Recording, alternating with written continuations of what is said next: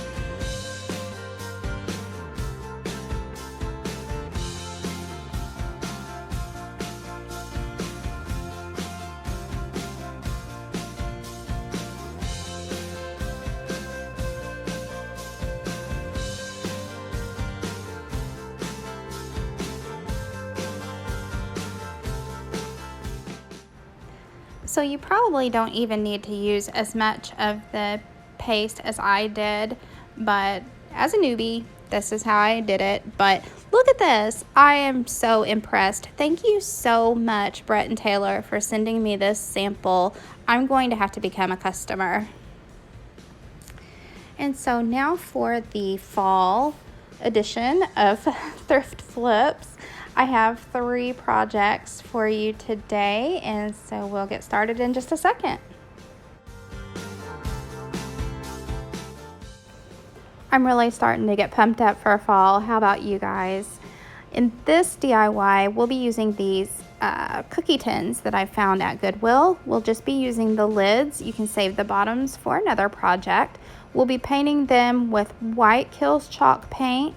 You'll need some Mod Podge or decoupage. I used a black Sharpie paint pen. These wooden beads that you can get at Michael's, very inexpensive. And free printables from Pinterest, jute twine, hot glue gun, and scissors.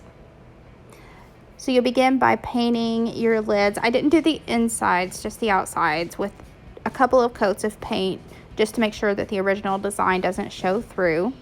And then, this is self-explanatory, I'm just cutting a circle so that if you can imagine how you want your design to look on the front of the tin. Lay it out for looks, and then I decided to cut it down just a little bit more because I wanted there to look like some chippy edges that I wanted to use my black paint pen with. So I just Mod Podged that down. Now, I did this two different ways. The first that I'm using right now is I put the Mod Podge down on the cookie tin lid, and then I took my design and put it right down on there. Now the problem with putting a paper design on top of Mod Podge, something Mod Podged, is sometimes you'll get these air bubbles, which I did. But I've heard that if you will slightly wet your paper, then you won't have those air bubbles. So I decided to try that on the next cookie tin lid. But the air bubbles didn't bother me too bad. I smoothed them out as I was applying this top coat of decoupage. So here's the second lid that I'm just going to draw the circle out and cut it to fit where I wanted.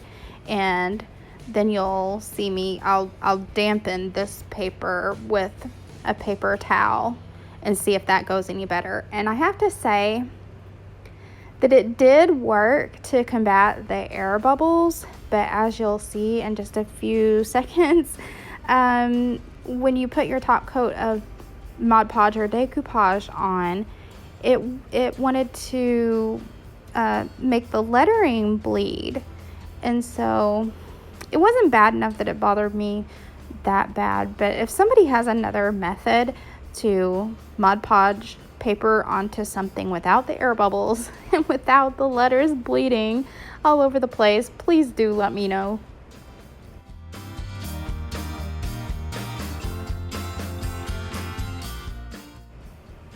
This is the part of the project that I like the most, making those little chippy edges with a black Sharpie paint pen. A regular Sharpie would do too, but I prefer the paint because it looks a little more realistic. Look how easy that is. Just draw little lines and little jaggedy places where the enamel, this is supposed to look like enamel, the enamel has worn off and gotten chipped through the years.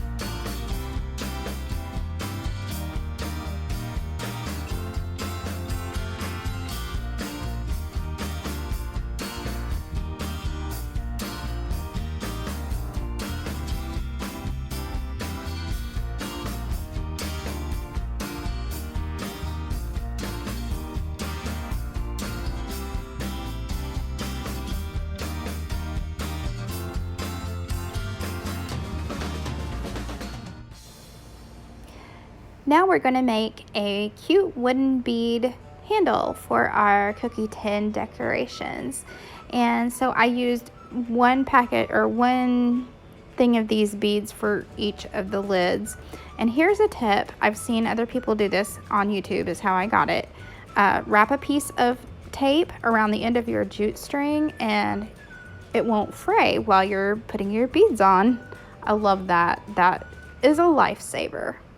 So then I just knotted the end. I went ahead and strung up all the beads that came on one of the packages, but I don't wind up using all of them, as you'll see in just a minute.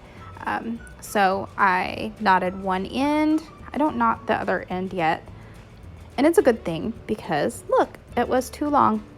So I had to just get rid of some of those beads.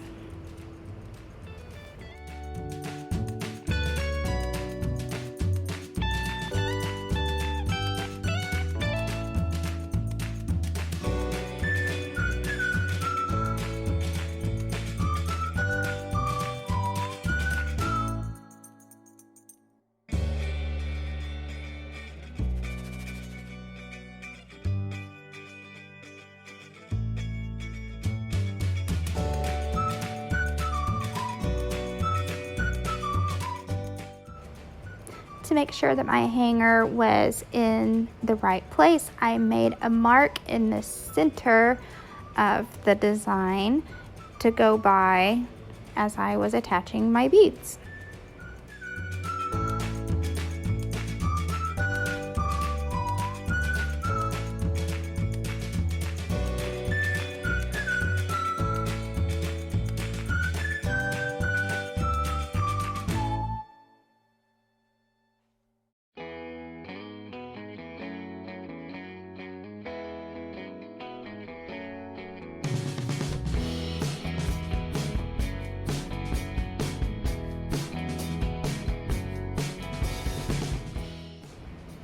Come to find out, it was necessary to hot glue on the edge with the beads as well. So I did that for both. And this is how they turned out. I think they're so stinking cute. And for practically nothing. I'm sure that I didn't pay more than $1 for both of those cookie tins. For DIY number 2, I'm using this placemat that I picked up at the Dollar General store for $1, White Hills chalk paint. This picture that I got at a junk store of a pear for $1. I wasn't sure what I was going to use it for, but this turned out to be perfect. Some sandpaper, an X-Acto knife, which could come in handy, but I didn't wind up using it. Hot glue gun, surprisingly, I didn't wind up using that either, and some scissors. So the first step is to paint the frame of your picture, and I thought I was just going to leave it like that. I liked the way the paint was going on, just one layer, which surprised me, but I'll change that later. Then I was trying to figure out how the placemat should be cut down, and surprisingly, this project went so much better than I had expected. The little lines on the placemat lined up perfectly with how it needed to go in that frame, so that I didn't even have to hot glue it down. It was in there so good. Well, then when it got in there, I realized I wanted it to be more white than what it was. So I went back here and put another coat of white chalk paint.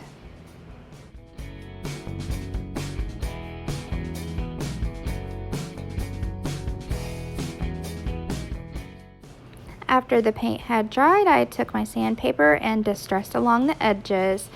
And this picture already had a hanger in the back, so it is ready to go.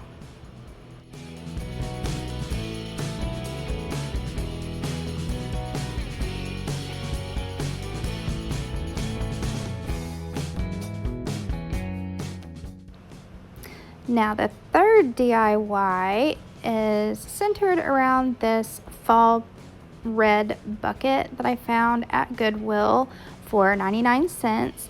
And so, as with everything, let's cover it up with some white chalk paint.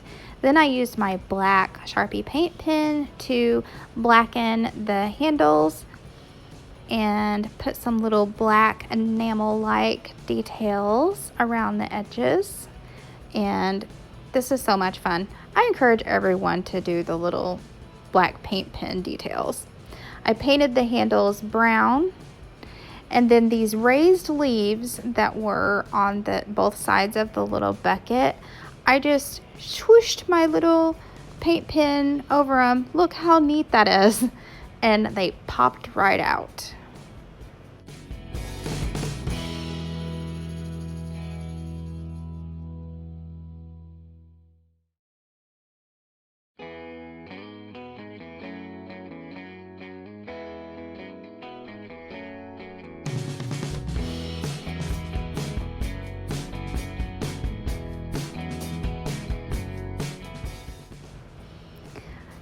So at this point in the video, I have to say hats off to all of you who are good at arranging flowers. This isn't the first time that I've tried to make a floral arrangement, and it won't be the last because I love flowers. Let's face it, I'm going to continue doing it. But I thought I had enough flowers. I really did. I cut all of them apart. These all came from Dollar Tree, by the way. These little cream color hydrangeas and the cattails, and I thought that's all I was going to use, but it may look like in this picture like it's enough, but it really isn't. You can see the floral foam, which also come from Dollar Tree, by the way. You can see that through there. So I added these floral picks with the pumpkin, and I got them for 97 or 98 cents at Walmart. And I love them, but I just wasn't anticipating having to use them. I mean, it turned out fine, but here again, all of you that can make a really pretty floral arrangement, I'm impressed with you because it is a struggle for me.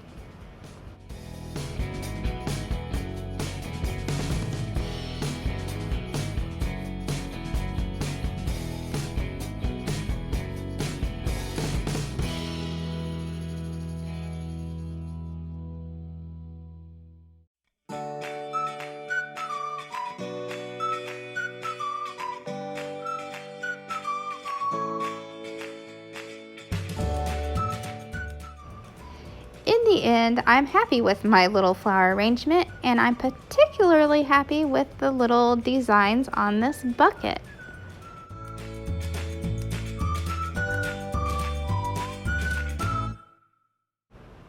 So that's it for now. If you haven't already, please hit the subscribe button. You can also find me on Instagram and Pinterest and my website, thedistressedprincess.com.